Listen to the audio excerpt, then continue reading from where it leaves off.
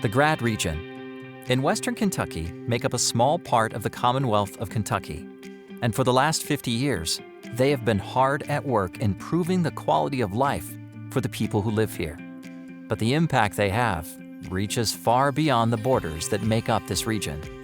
And while it may seem that this mostly rural region is a bit behind the times, if you look closely, you will find something different. An agency that continually comes to the aid of the citizens in its 7 counties. But how they've evolved over the last 50 years is quite remarkable.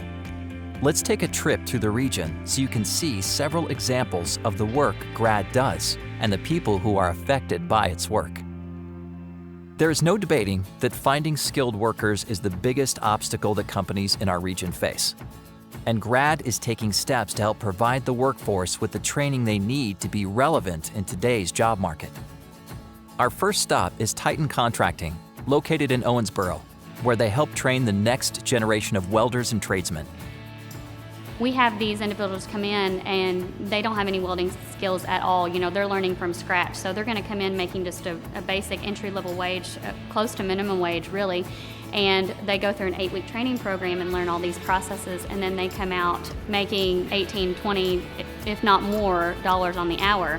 So just in a matter of 8 weeks, they can get out there and they can earn a competitive living wage. It's making a significant impact all over. Next, we talked with Tyler Ashton, who without GRAD wouldn't have the job he has now. I actually had an experience where I had to sleep in my car for like a week. I had a little Scion TC that I was sleeping in. And I'm a pretty big dude, it was rough on the knees. I wouldn't have been able to finish school without GRAD, with other financial assistance. I currently work at Amazon at the facility in Shepherdsville as a maintenance supervisor. I've more than doubled my income. There's nothing I would change at all about my experience. It's been really humbling, that's for sure. I've just been really appreciative of the whole process. Things could have turned out a lot worse for me. The on-the-job training doesn't just extend to the manufacturing sector. There are also programs in healthcare and a future apprenticeship program that will offer companies involvement in skills development that are relevant to market demands. This is a win-win for both the workers and the companies.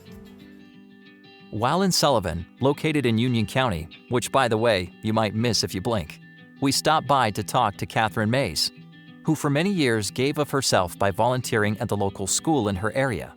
But after being diagnosed with bone cancer, she had to start worrying about caring for herself.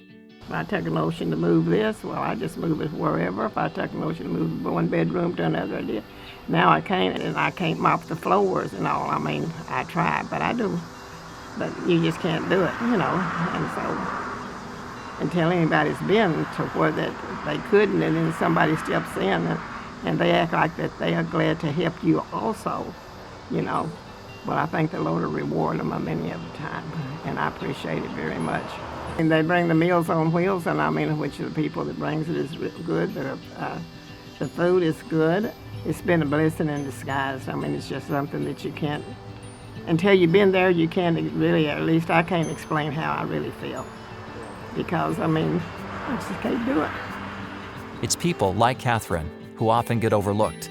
But GRAD steps in and provides the vehicle for these heroes to get the service they deserve. I don't know what I would do without them, and I appreciate them very much, very, very much. Jason Koger, who receives services through GRAD's personal care attendant program, gets assistance with most things we take for granted. On March 1st, 2008, I was riding a four-wheeler and I came in contact with a down power line, took 7,200 volts of electricity. And in order to save my life, basically they had to amputate both arms. A lot of people don't understand whenever a life change, episode happens like that. I was 29 years old. We went from having 2 kids and a husband and a wife to a wife having 3 kids. People don't realize how important your hands are. Somebody had told me about this program that GRAD, they help people out, and I think you have to have lost 2 limbs. In order to be in this program. Basically, I would be the employer to hire, whoever I wanted to hire to help me do things that I really couldn't do. And luckily, I've been able to, hire my wife. And it's funny because I'll tell my wife, yeah, I'm your boss, So it's just hard for it's hard for me to explain, how good they are. I mean, they're very helpful and very willing to help, and they want to see me succeed. I mean, that's the number one thing. They want to see us succeed and be the same happy family that we were before I lost my limbs. GRAD's Community and Economic Development Department has helped several businesses get off the ground. One such example of this is the Little Kentucky Smokehouse, located in rural Union County, owned and operated by the husband and wife team of Linda and Jimmy Baird. This business was funded by almost $1 million in GRAD loans. It has helped enable us to employ over 200 employees from the surrounding area. There are many companies that we use locally for our supplies, for our goods. So GRAD has affected not only us, but Union County and really the United States, because our hams are in Texas, Florida, Maine, Washington, all over the United States. They started from nothing, and now their customer base includes Walmart, Kroger, Winn-Dixie, Meijer, and Food Lion. They attribute their success to God's grace and the help GRAD provided them in getting funding to build the plant. GRAD has played a vital role in many regional projects. Over in the McLean County area, they helped organize and fund the updating and combining of several water systems, doubling its capacity and turning it into a regional system that now provides over 2 million gallons of water a day to its users. We really consider this regionalism because this is one of the first true efforts that we have ever had in this county of uniting everybody behind a common goal for a service. This plant opened into full production in early April of this year. To say it's been a success is an understatement.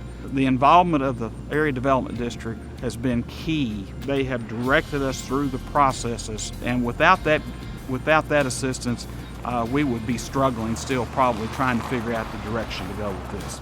Next, we look at the Natcher Bridge project. The bridge was constructed for two reasons: to relieve traffic congestion on the aging Owensboro Bridge in downtown Owensboro, and as part of a larger project to make U.S. Highway 231 a 4-lane road between Owensboro and Interstate 64. GRAD played an organizational role in helping get this bridge built. Well, one of the biggest projects that I experienced in Owensboro was the development of the Natcher Bridge. We worked on that for years, back when I was at the chamber and then when I was mayor. Matter of fact, I campaigned on it. The great thing about GRAD is that there is a group of highly trained people who specialize in things like transportation planning and can work with the federal government, work with Frankfurt and all that to get the money here. So as a funding source, as a planning source to tie into the federal plans and all that was absolutely critical, or you would not have gotten a bridge across the Ohio River. One of the more exciting projects for the area is the I-69 project. We talked with Judge Executive Brad Schneider about the impact this will have on the region. I-69 is one of the most transformational infrastructure projects that this generation of Northwest Kentuckians will see. It has the potential to truly energize and transform the economic futures of towns in Northwest Kentucky and Southwest Indiana. The GRAD staff have been much more than just support. They've also helped lead in this respect because they understand the economic potential of this and how it can affect our region. And so they didn't merely just wait for instruction. They got right in there with us. And I don't think it could have gone as well without GRAD as it has, so we really appreciate that. That brings us to the Bluegrass Crossing Industrial Park. With many counties limited on the amount of land they have for industrial development, this project brought the counties of Davis, Hancock, McLean, and Ohio and their resources together and created something that can benefit them all. We have 3 industry there now that employ about 900 people, and we encourage them, obviously, to hire people from the counties represented as a part of Bluegrass Crossings. You know, if we were just a private organization out here trying to do something on our own, we wouldn't have the knowledge, the experience that GRAD has offered to us. So it's made a good team, volunteers who want to be involved, and our organization knows how to get involved. Another meaningful project, the ConnectGrad internet service, provides internet to a user group that wouldn't have access otherwise. ConnectGrad is not there to make a dollar. They're not there to make a profit. They're there to provide a service to people who would otherwise not have that service.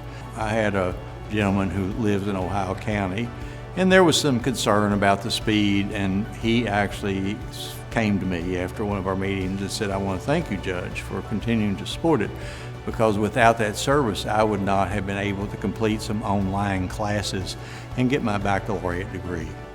We have seen just a small sample of the projects that GRAD has been a part of for the last 50 years.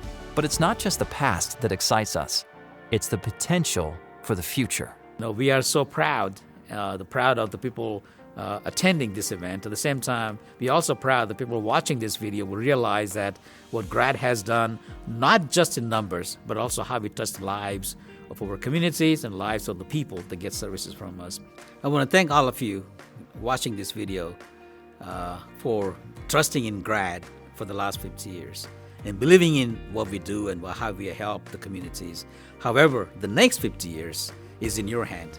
You need to decide what type of mold the GRAD should be coming in to meet the new demands at the local level.